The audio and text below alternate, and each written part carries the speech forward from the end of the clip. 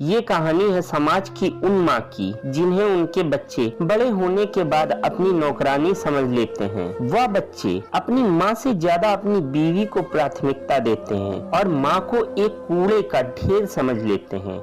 हाँ, अपनी माँ या बाप पर हक तो जताते हैं पर केवल स्वार्थवश। इस कहानी में बताया गया है कि माँ अगर स्वयं चाहे तो क्या नहीं कर सकती, क्योंकि माँ तो माँ होती है, उससे बढ़कर कुछ नहीं। ये संसार जब माँ से चल रहा है तो बच्चे उसी माँ को इतना लाचार और मजबूर क्यों समझते हैं। तो ज्यादा न देर करते हुए सुनते हैं कहानी आत्मनिर्भर माँ। माँ, मेरे ऑफिस के कुछ दोस्त रात को डिनर पर आएंगे, उनके लिए खाना तैयार रखना। रमेश ने अपनी माँ सुलेखा देवी से कहा। कितने लोगों का खाना बनाना है बेटा? सुलेखा जी ने खांसते हुए पूछा। पहले तो आप यह खांसी बंद करिए, पूरे घर में खांसते फिरती है। आपको इतना भी नहीं पता है कि मुंह पर हाथ रखकर खांसी करनी चाहिए? अच्छा लगता है क्या? रमेश गुस्से से चिल्लाया। तो उसकी परिधि को तो मौका मिल गया अपनी सास पर कटाक्ष करने का। यही बात तो मैं उन्हें समझा समझा कर थक गई हूँ। घर में बच्चे भी हैं और खुले मुंह से खांसी करती रहती हैं। इन्हें तो इतना भी नहीं पता कि खांसी करते समय कम से कम मुंह पर हाथ ही रख ले। बेटा, कितनी बार तो तुम्हें कहा है कि मुझे डॉक्टर के पास ले चलो, नहीं तो मुझे कुछ पैसे ही दे दो दवाई लाने के लिए। ठीक है माँ, आज तुम्हें परिधि डॉक्टर के पास ले जाएगी और दवाई दिलवा देगी, रमेश ने कहा। तो परिधि इसके विरोध में बोली, अरे कुछ नहीं है माँ जी को ये खांसी इनकी चटोरी जुबान की वजह से है। कुछ भी खट्टा मीठा खा लेती हैं और फिर खांसती रहती हैं। दिन भर उल्टा सीधा खाने पर लगाम लगाएंगी तो खांसी खुद ब खुद ठीक हो जाएगी। रमेश ने भी अपनी पत्नी परिधि की बात पर सहमति जताई और उसे कहा, दोपहर को मेरा एक जरूरी लेटर घर पर आने वाला है, वह लेकर रख लेना। रात का खाना तुम ही बना देना, माँ जी की तबीयत ठीक नहीं है। मेरी 4-5 दोस्त ऑफिस से आएंगे तो बढ़िया सा खाना बनाकर रखना। इस पर परिधि बोली, मुझे तो आज शॉपिंग पर जाना है और फिर शाम को मेरी किटी पार्टी भी है, मुझे तो वक्त ही नहीं मिल पाएगा। अरे, एक दिन के लिए अपनी किटी पार्टी कैंसिल कर दो और रात को अच्छा सा खाना बनाकर रखना, मैं चलता हूँ। ऐसा कहकर रमेश तो ऑफिस के लिए निकल गया, लेकिन परिधि की त्योरिया चढ़ गई। पति के ऑफिस के जाने के बाद में अपनी सास पर बरस पड़ी। कोई काम न करना पड़े इसलिए आप खांसी का बहाना बनाकर बैठ जाती हैं। मैं सब जानती हूँ आपको, और कुछ काम तो है नहीं तो यह काम ही कर लेती। वैसे भी दिन भर बिस्तर पर ही तो पड़ी रहती हैं, मुफ्त की रोटियां तोड़ते रहती हैं। अपने लिए ऐसी अपमानजनक बातें सुनकर सुलेखा जी की आंखों में आंसू आ गए। उनकी खांसी लगातार चल रही थी। ऐसी हालत में उन्होंने कुछ बोलना जरूरी नहीं समझा। वे अपने कमरे में चली गई। जलते भूनते हुए परिधि ने जैसे तैसे डिनर तो बना दिया, लेकिन जब मेहमान खाना खाकर गए तो जूठे बर्तनों का ढेर जस का तस पड़ा रहा। अगले सुबह सुलेखा जी मंदिर से पूजा करके घर वापस लौटी तो देखा बेटा बहू कहीं जाने के लिए तैयार खड़े थे। अपने सास को देखते ही परिधि बोली, थोड़े से बर्तन रखे हुए हैं, मांज कर रख देना और रात का खाना बनाकर रख लेना, हम लोग देर से आएंगे। रमेश ने भी अपनी पत्नी की हाँ में हाँ मिलाई। आज रविवार था और दोनों अपने बच्चे को लेकर सुबह का नाश्ता करके बाहर जा रहे थे। कहाँ जा रहे थे ये सुलेखा जी को भी नहीं पता था। ना तो वह पूछने की हिम्मत कर सकती थी और ना ही बेटे बहू कभी बताते थे। सुलेखा जी ने रसोई में जाकर देखा तो जूठे बर्तनों का बड़ा सा ढेर उन्हें चिढ़ा रहा था। कुछ दिन बीते, सुलेखा जी की तबीयत अब ज्यादा खराब रहने लगी। माँ की बिगड़ती हालत को देखते हुए एक दिन रमेश उन्हें डॉक्टर के पास ले गया। चेकअप कराने के बाद पता चला लगातार खांसी की वजह से उन्हें टीबी हो गई है और इसका इलाज लंबा चलेगा। सुलेखा जी का इलाज शुरू हुआ। कुछ दिनों तक तो उन्हें लगातार दवाई दी गई, लेकिन फिर ज्यादा खर्च के डर से रमेश दवा लाने में भी आनाकानी करने लगा। अब उनकी हालत बिगड़ने लगी थी। अभी 5 साल पहले ही सुलेखा जी बड़ी खुशी से परिधि को अपने घर बहू बनाकर लाई थी, पर परिधि ने तो आते ही घर का नक्शा बदल दिया। आते ही वह अपनी मनमानी करने लगी और रमेश को भी अपने चक्कर में ले लिया। रमेश पहले से ही अपनी माँ की कद्र नहीं करता था। रही सही कसर परिधि ने पूरा कर दिया। परिधि पूरे घर अपने अनुसार ही चलाती थी। उसकी मर्जी के बिना घर का एक पत्ता भी नहीं हिल सकता था। वहीं सुलेखा जी की स्थिति घर में रखा पुराना सामान जैसी हो गई। जब बेटा ही उसे उसकी कद्र नहीं करता था तो बहू क्या करेगी। रमेश परिधि के सामने ही सुलेखा जी को कुछ भी कह देता था, जिस कारण परिधि और सिर पर चढ़ गई थी। परिधि के आने से पहले सुलेखा जी बाई लगाई हुई थी, जो घर का झाड़ू पोछा और बर्तन कर जाती थी। पर परिधि ने आते ही घर खर्च अपने हाथों में ले लिया और काम वाली बाई को हटवा दिया, क्योंकि उसे लगता था कि काम वाली बाई को पैसे देना ही बेकार है, जब घर में सासू माँ बैठी रहती हैं। रात को दोनों देर से आए और खाना खाने बैठे तो रमेश ने चिल्लाकर बोला, यह क्या बना दिया है सब्जी में? मसाला बहुत कम है। माँ, आपको खाना बनाना ढंग से नहीं आता है क्या? इससे अच्छा तो हम बाहर से ही खाकर आ जाते। आखिर इतना कमा किस लिए रहा हूँ, यह फीका और बेस्वाद खाना खाने के लिए? रमेश की तेज आवाज से सुलेखा जी हिल गई। वह चुपचाप अपने कमरे में आ गई और सुबकने लगी। परिधि को क्या कहती, जब अपना ही सीका खोटा हो तो दूसरे से क्या शिकायत करे। सुलेखा जी की जिंदगी उतार चढ़ाव से भरी हुई थी।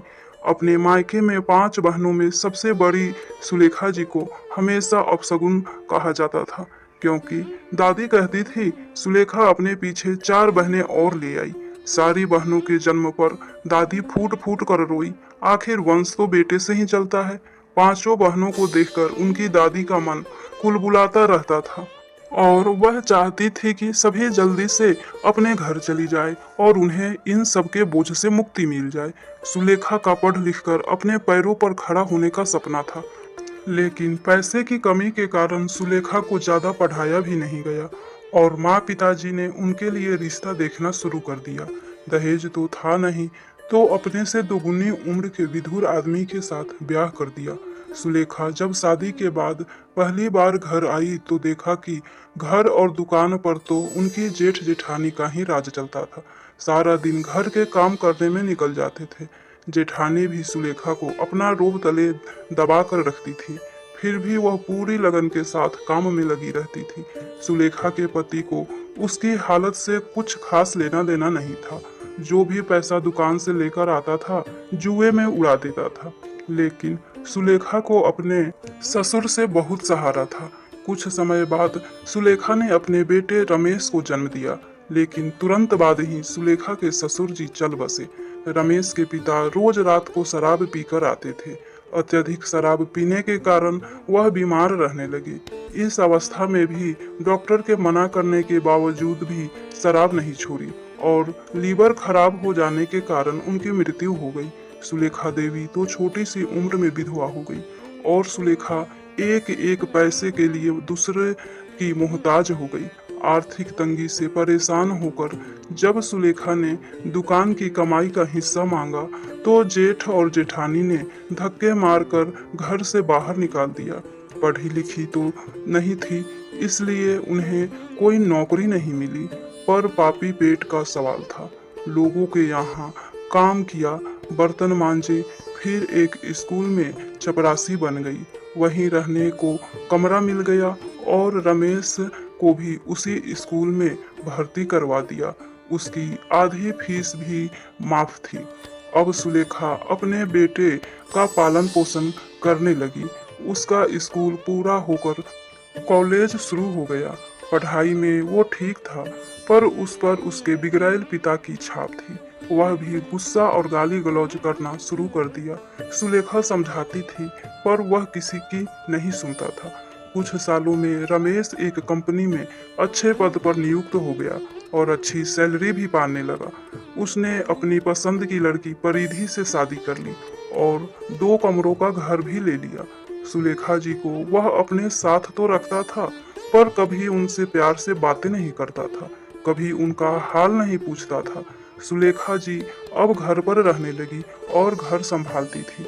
बेटा ढंग से बात नहीं करता था, पर उन्हें 2 समय का खाना तो मिल ही जाता था। परिधि के आने के बाद तो उनकी हालत और भी ज्यादा खराब हो गई। अब वह जाती भी तो कहाँ जाती, आखिर उन्हें रहना तो उसी घर में था। उनके मायके में भी अब कोई नहीं रहा। सभी छोटी बहनों की शादी हो गई थी। वह अपने घर परिवार में सुखी थी और माता पिता इस संसार को छोड़कर जा चुके थे। अब सुलेखा की तबीयत और भी ज्यादा खराब रहने लगी थी। जितना हो पाता घर का काम कर लेती थी और यदि तबीयत ज्यादा खराब लगती थी तो बिस्तर पर ही पड़ी रहती थी। अपनी सास का यूं पड़े रहना बहू परिधि को बहुत खलता था। उसे लगता था कि उसके सास केवल उसका खर्चा ही बढ़ा रही है। सोचने लगी, जितने की माँ जी की दवाइयाँ आती है इतने में तो मैं एक काम वाली बाई रख सकती हूँ। एक दिन खाना खाने के बाद जब बेटा बहू कमरे में गए तो परिधि ने अपने पति से कहा, मेरी बहन का दाखिला इसी शहर में हो गया है तो अब वह हमारे साथ हमारे घर में ही रहेगी। तुम अपनी माँ को वृद्धाश्रम भेज दो। अब इतने से घर में हम सब तो नहीं रह सकते हैं। वैसे भी तुम्हारी माँ तो दिन भर खांसती रहती है, बच्चों को भी इन्फेक्शन होने का डर है। तुम ऐसा करो, अपनी माँ को वृद्धाश्रम में छोड़ आओ। बेकार ही एक कमरा घेर रखा है, मेरी बहन उस घर में रह लेगी। इस पर रमेश बोला, हम अम्मा को वृद्धाश्रम में कैसे छोड़ सकते हैं, आखिर मेरी भी उनके लिए कुछ जिम्मेदारियां हैं। इस पर परिधि बोली, रमेश अब इमोशनल होने का समय नहीं है, प्रैक्टिकल होकर सोचो। माँ जी आए दिन बीमार रहती हैं, घर का काम भी नहीं करती हैं, उनकी दवाइयों का खर्च कुछ कम नहीं है। माँ जी का बोझ हमारे सिर से हटेगा तो मैं काम वाली बाई रख लूंगी। मुझसे घर का सारा काम नहीं किया जाता। हम लोगों को जितनी जिम्मेदारी उठानी थी हमने कर दिया। अब हमारा भी अपना परिवार है, मुझे नहीं लगता और हमें उन पर पैसा लगाना चाहिए। और फिर बिना मतलब ही कमरा घेर कर बैठी हैं। मेरे परिवार वाले क्या सोचेंगे कि मैं एक कमरा अपनी बहन को नहीं दे सकती। तुम कल ही माँ जी को सामान पैक करने के लिए कह दो, उन्हें वृद्धाश्रम छोड़ आओ। ठीक है, तुम सही कह रही हो, मैं कल ही माँ जी से बात करता हूँ। सुलेखा जी बाहर हॉल में बैठी हुई बेटे बहू की सारी बातें सुनकर उनके पैरों तले जमीन ही खिसक गई। उनके दिमाग को जैसे झटका सा लगा। सोचने लगी, मैं वृद्धाश्रम चली जाऊं? पर क्यों चली जाऊं? मेरे बेटे का घर, यह मेरा घर नहीं है। बहू ऐसे कैसे कह सकती है कि मैं कमरा घेर कर बैठी हूँ। इतनी तकलीफ सहन करके जिस बेटे को इस दुनिया में लेकर आई, हालातों से लड़ते हुए पाल पोस कर उसे पढ़ाया लिखाया, स्वयं कांटों भरी राह पर चलते हुए भी अपने बेटे पर आंच न आने दी, बिना बाप के बेटे को इतनी मुश्किल से उसके पैर पर खड़ा किया। उसके सर पर यह छत है तो केवल मेरी बदौलत है। आज मुझे वृद्धाश्रम भेजने की सोच रहा है। सोचते हुए उनकी आंखों से झरझर आंसू बहने लगे। सोचने लगी कि मेरी त्याग और तपस्या का यही फल मिल रहा है मुझे। बेचारी सुलेखा जी आखिर कोसती भी तो किसे? अगर अपना ही खून अच्छा होता तो बहू की क्या हिम्मत थी ऐसी बात करने की। रात को सब लोग सो चुके थे, लेकिन सुलेखा जी की आंखों से नींद गायब थी। सारी रात अपने कमरे में पड़ी कुर्सी पर बैठी रही और आंखों से आंसू बहाती रही। सोचने लगी कि अगर कमरा खाली करवाना ही था तो इसके लिए मुझे वृद्धाश्रम भेजने की क्या जरूरत आ पड़ी।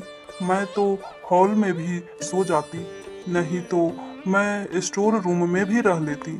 सोचते सोचते उनकी आंखों से आंसू गिरने लगे और फिर से खांसी छिड़ गई। सोचा कि बेटे को गर्म पानी देने को बोलूं, फिर अचानक ख्याल आया, कौन सा बेटा? अब वह बेटा अपना नहीं रहा।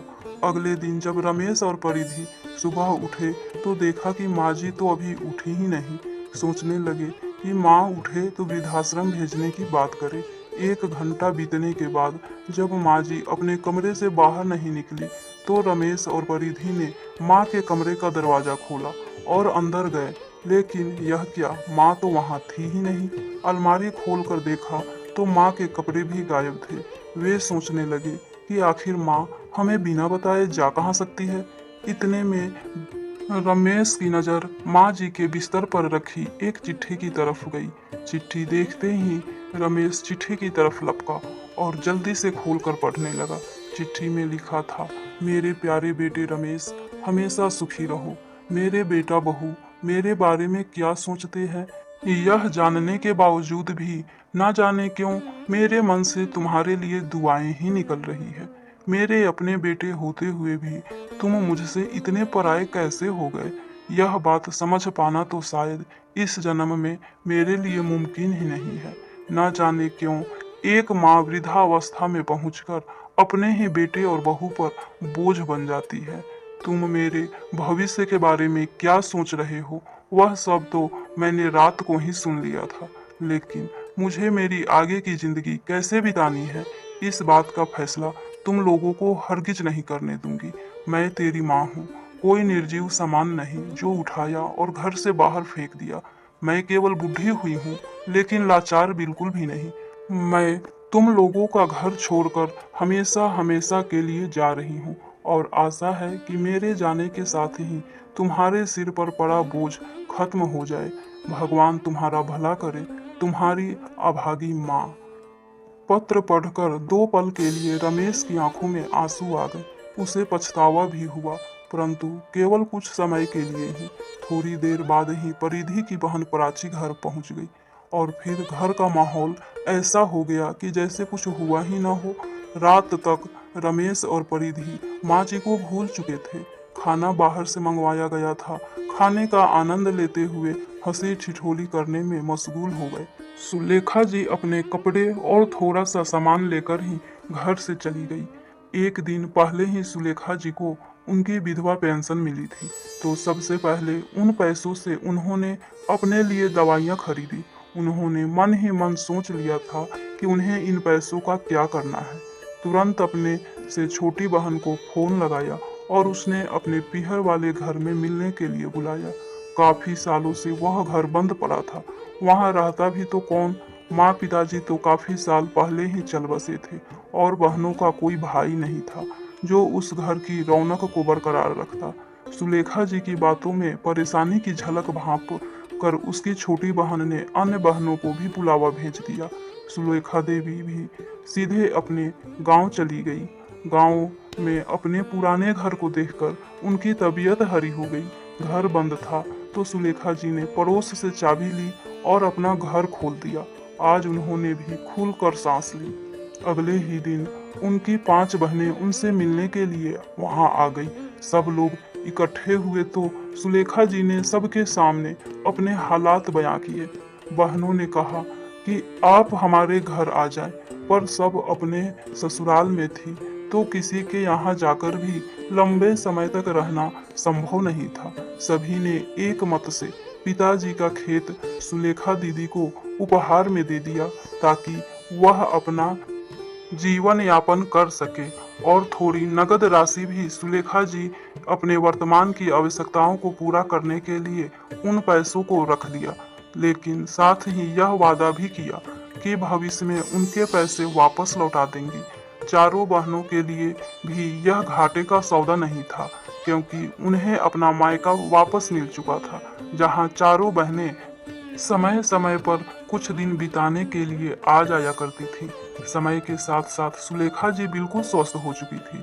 सुलेखा जी को घर और खेत मिल गई और अपने पिताजी से उन्हें खेती का अच्छा ज्ञान भी मिला था, तो उन्होंने खेतों में मजदूर लगा दिए। मजदूरों ने उनके बताए गए तरीके से खेती की और फसलें लहराने लगी। उनकी अच्छी कमाई होने लगी।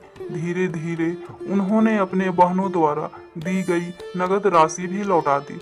सभी बहनों में बड़ी होने के कारण एक माँ की तरह सभी को तीज त्योहार पर अच्छे अच्छे उपहार भी देने लगी।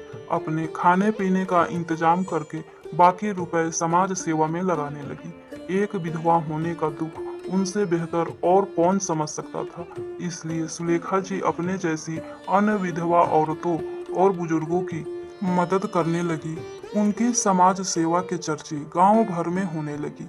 कई समाज सेवी संस्थाएं भी आगे आकर उनको मदद करने लगी। अब सुलेखा जी खुश रहने लगी थी। उन्हें अपने जीवन का एक उद्देश्य मिल गया था। अक्सर अपने बेटे को याद करके उनकी आंखें नम हो जाया करती थी, लेकिन उन्होंने स्वयं को कभी कमजोर नहीं पड़ने दिया। वह अपने मकान में ही स्कूल खोल दिया, जहां गांव की लड़कियों को निःशुल्क शिक्षा दी जाती थी। ताकि गांव की लड़कियां अपने पैरों पर खड़ी हो सके और पढ़ लिख कर अपना भविष्य बना सके, ताकि उन्हें अपने पति और बेटे पर निर्भर ना रहना पड़े। वे नहीं चाहती थी कि जैसा उनके साथ हुआ ऐसा उनके गांव की अन्य लड़कियों के साथ भी हो। समय के साथ साथ उन्होंने खुद को भी अपडेट किया। कंप्यूटर शिक्षा अर्जित करने की बरसों पुरानी इच्छा जो उनके मन में दबी रह गई थी, उन्होंने इच्छा को पूरा किया। 2 वर्षों के भीतर ही बेटे के घर में बहू से दबे रहने वाली सुलेखा जी आज एक सुपर एक्टिव समाज सेविका में परिवर्तित हो चुकी थी। सुलेखा जी की लोकप्रियता गांव से होकर अब शहरों में बढ़ने लगी। उन्होंने अपने छोटे छोटे कोशिशों से बड़े बड़े काम कर दिए। उन्हें कई संस्थानों ने भी सम्मानित किया और सहयोग दिया। एक दिन जब रमेश ने सुबह अखबार खोला तो अपनी मां की फोटो और लोकप्रियता देखकर उसका सिर चकरा गया। उन्हें बहुत बड़ा सम्मान और नकद राशि मिलने वाली थी। उसे अपने मां के बारे में पता चला तो उसने अपने पत्नी को बताया। इस पर परिधि रमेश को कहने लगी, हम उनके इकलौते बेटा बहू हैं, वह अपनी जायदाद हमें नहीं देंगी तो किसे देंगी? आखिर इस जायदाद पर हक तो हमारा ही बनता है। जायदाद के लालच में दोनों गांव के लिए तुरंत रवाना हो गए। पहुंचे तो नौकर ने बताया कि सुलेखा देवी किसी समारोह का उद्घाटन करने के लिए बाहर गई हैं, थोड़ी देर में आती ही होंगी। रमेश और परिधि घर के बाहर निकलकर खेतों में निहारने लगे। हरी भरी फसलें खेतों में लहलहा रही थी। ये कैसे हासिल कर लिया? सोच विचार में डूबे रमेश के विचारों को एकाएक विराम लग गया।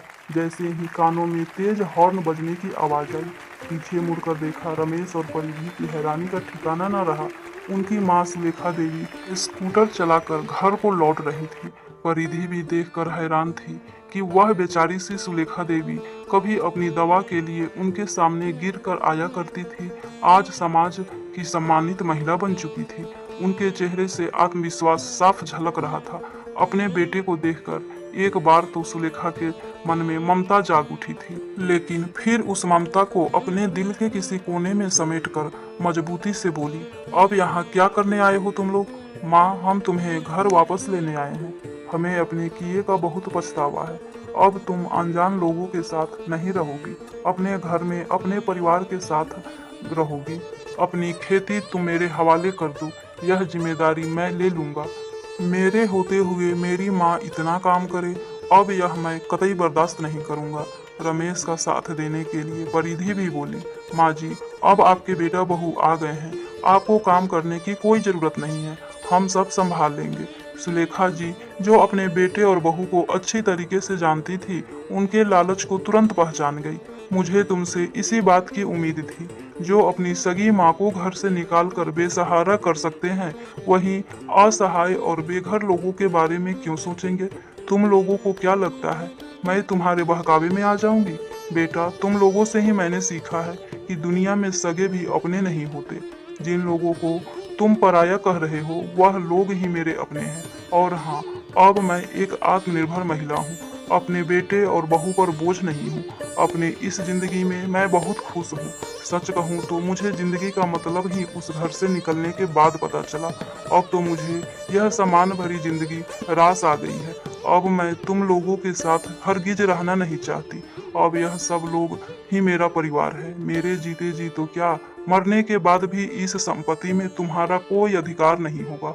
अरे राजू, मेहमान आए हैं, इनके लिए चाय पानी लेकर आओ।